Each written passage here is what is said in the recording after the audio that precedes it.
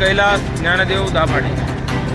आज परभणी महानगरपालिकेच्या प्रभाग क्रमांक 12 मध्ये मी उमेदवारी लढणार आहे आणि उमेदवारी लढण्याच्या मागचं कारण असं की प्रभाग क्रमांक 12 मध्ये मी विकास कामांच्या बाबतीत इथला कधीही एवढा विकास झाला नाही 12 मध्ये, एवढा मी विकास आधी करून नंतर उमेदवारी मागणारा आणि नंतर लोकांपुढे मत मागणारा मला वाटतं या परभणी जिल्ह्याच्या महानगरपालिकेच्या इतिहासातला एकमेव असा मी माणूस ठरलेलो आहे। त्यामुळे जनतेनं तात्पुरत्या लोभापायी कुठं न जाता जे विकास करणारा माणूस आहे त्याला पाठबळ देणं ही माझी इच्छा आहे। आल्याच्यानंतर काय कामं असतील तर लोकांनी आधी माझ्या विरोधात उभे त्यांनी सांगावे की त्यांनी काय कामं केले आणि मी काय कामं केले। आता मी जे कामं केले तर त्यामुळे लोकांनी मला उमेदवार भाऊ तुम्ही उमेदवार राहा असं मला लोकांनीच मला उभं केले।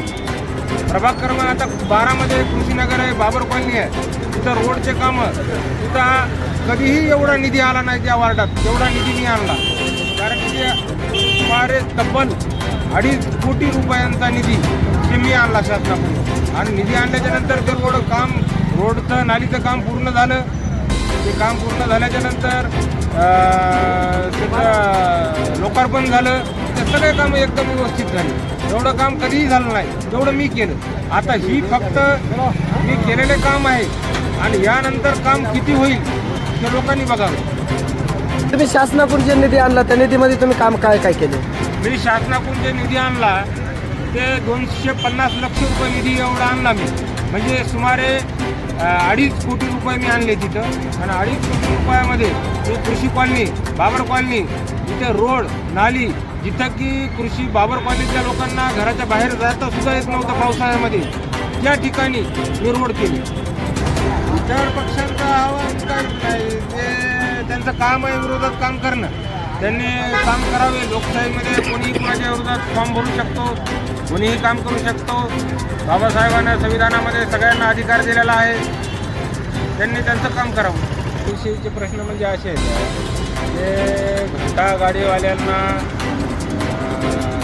घंटा गाडी फिरत नाही, घंटा गाडीवाल्यांचे महापालिकेकडून जे देयके आहेत बिलं आहेत ते थकीत आहेत, त्यामुळं घंटा गाडीवाले जे टेंडरवाले आहेत ते घंटा गाड्या फिरवत नाहीत। अशा खूप अवघड प्रश्न आहेत ते सोडवण्यासाठी जर का मेहनत घेतली तर कोणताही प्रतिनिधी वार्डाचा सोडवू शकतो।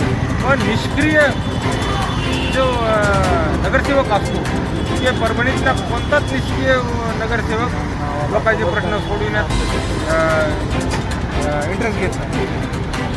कुत्र्यांचं कसं आहे की कुत्र्याच्या बाबतीत आता कुत्रे पकडण्यासाठी शासनानं महापालिकेनं टेंडर जारी केलं होतं। ते टेंडर पुन्हा आता राजकीय हस्तक्षेपातून ते मॅनेज टेंडर होतं आणि टेंडर मॅनेज झाल्याच्या नंतर इकडं कोणीही लक्ष देत नाही की ते खरंच कुत्रे पकडायले टेंडरवाले का नाही पकडायले। तर त्याच्यामुळं हे जे राजकीय दबावापोटी काम करणारे जे अधिकारी आहेत तर त्यांनासुद्धा वठणीवर आणायचं काम मी सभागृहात गेल्यानंतर